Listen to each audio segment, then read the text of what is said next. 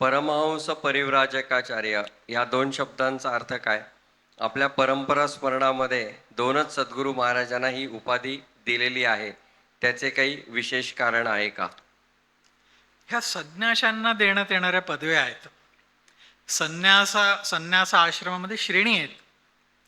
कुटीचक, बहुदक वगैरे अशा त्यांचे प्रकार सांगितले. त्यात हंस म्हणून सांगितला एक प्रकार, की ज्याला आत्मानुभूती प्राप्त झालेली आहे त्याला हंस म्हणतात संन्याशाला.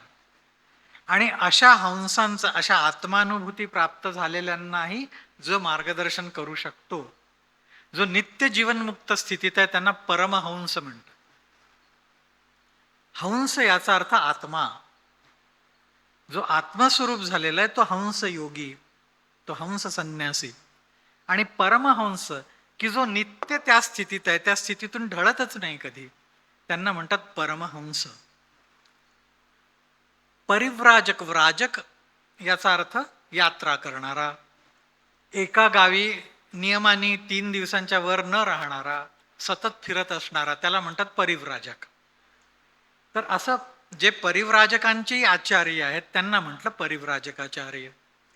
म्हणून हे दोन महात्मे ज्यांना आपण पदवी लावतो, ते थोरले महाराज आणि लोकनाथ तीर्थ स्वामी महाराज, हे परमहंस होते, त्या स्थितीला आलेले होते आणि परिव्राजकाचार्यही होते. म्हणून त्यांना आपण तसं बहुमानाने, आदरपूर्वक ते संबोधन आपण त्यांना करतो. पण एक लक्षात ठेवा, ही दोन्ही संबोधनं त्यांनी स्वतःला लावून घेतलेली नव्हती. आजकाल मगाशी ते YouTube विद्यापीठाचा उल्लेख केला, जो भेटला त्याच्यावर तो परमहंसच असतो, स्वतःच सांगतो मी परमहंस अमुक आहे म्हणून.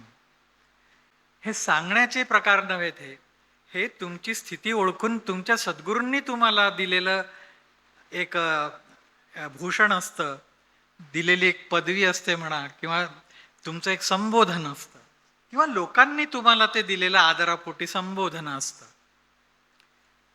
हे आपण आपल्याला लावून घेण्याचं नव्हे.